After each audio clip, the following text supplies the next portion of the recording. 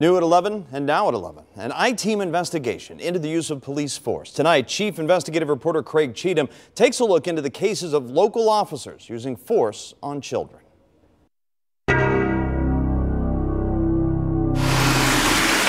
It's March 2017.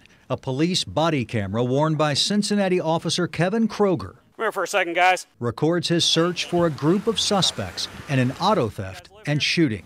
Kroger stops two teenage boys because he saw them walking near someone who matched a description of a suspect. Take a step over there for a second. Not you. Just put your hands on top of your head for a second. A 14-year-old runs from Officer Kroger. The kid falls hard, then gets up. Without warning, Kroger fires his taser at the boy. Stay down!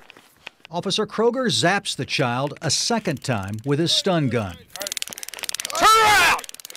The Cincinnati Police Department determined the use of force was justified because the boy ran after being detained in a felony investigation.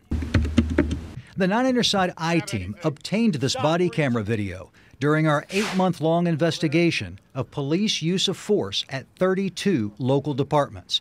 2/3 of those departments did not use force on minors in 2017.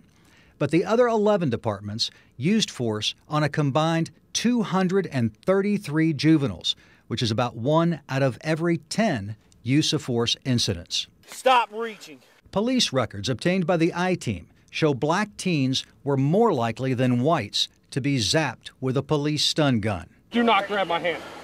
Do not grab a f***ing thing. They got body cams on and they're still carrying on like this. They don't care. How do we tell our children not to be afraid of these people behind the badges acting the way that they acted? The 14-year-old boy's parents, Antoinette and DeAndre Lee, watched the body camera video recording for the first time last week. They told us something totally different than what we saw. The Lees said that right after the incident involving their son, Cincinnati officers told them the boy was tased because he ran from a stolen car. They lied to us about the whole story. The Cincinnati Police Department declined to comment on the incident or what the Lees told us. And he was treated like he just didn't matter. Didn't matter that he was hurt. Yeah, he bounced. He hit real hard. The Lee's 14-year-old son also broke his collarbone when he fell, although it appears officers didn't realize that until medics examined the boy 12 minutes later. The I-team's investigation found black children were more likely to be injured during police use of force incidents than white children and black and white adults. Last thing I want to do is tase you like that.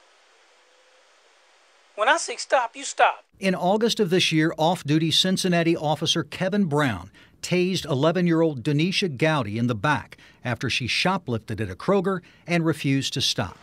Officer Brown lectured the child after he tased her. You know what, sweetheart? This is why there aren't any grocery stores in the black community, because of all this going on.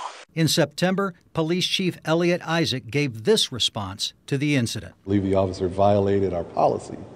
I believe that the use of force was unnecessary in this particular circumstances. The CPD taser policy allows officers to use stun guns on children as young as 7. But Officer Brown's comment and other actions did violate department policy. He got suspended for 7 days and was reassigned. What is our goal with respect to policing in this community? Do we want to just go after everybody and use force and use arrests and be punitive as if that actually works? Civil rights attorney Al Gerhardstein negotiated a $240,000 settlement for the girl's family. Gerhardstein says the money will be used for her therapy and education. The criminal case against her was dismissed. There was a far different outcome for the son of Antoinette and DeAndre Lee. Even after telling medics how much his shoulder hurt, he remained handcuffed from behind for an additional 6 minutes. All this time in handcuffs with a broken clavicle. Probably better if he gets out of cuffs. We're going to cuff you in the front, all right? The Lee's son repeatedly denied being among the group in the stolen car, and he wasn't charged in the case. All right, have a seat right there, man. The boy told police he ran because he had marijuana in his pocket and was afraid of getting arrested for the first time.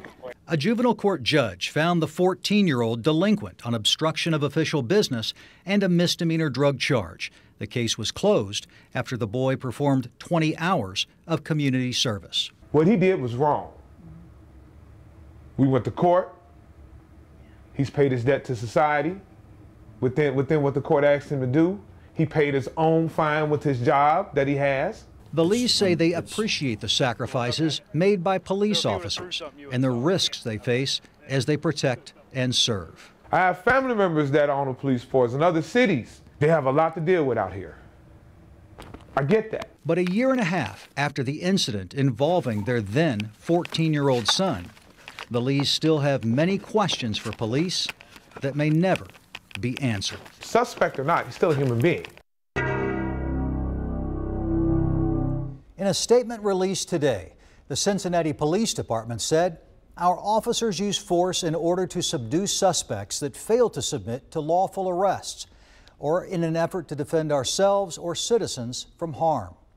The Cincinnati Police Department thoroughly investigates these incidents, and when our officers fall short of our standards, we take corrective action to address deficiencies through training and progressive discipline. The statement also said the number of use of force incidents is extremely low compared to the total number of police responses. Craig Cheatham, 9 on your side.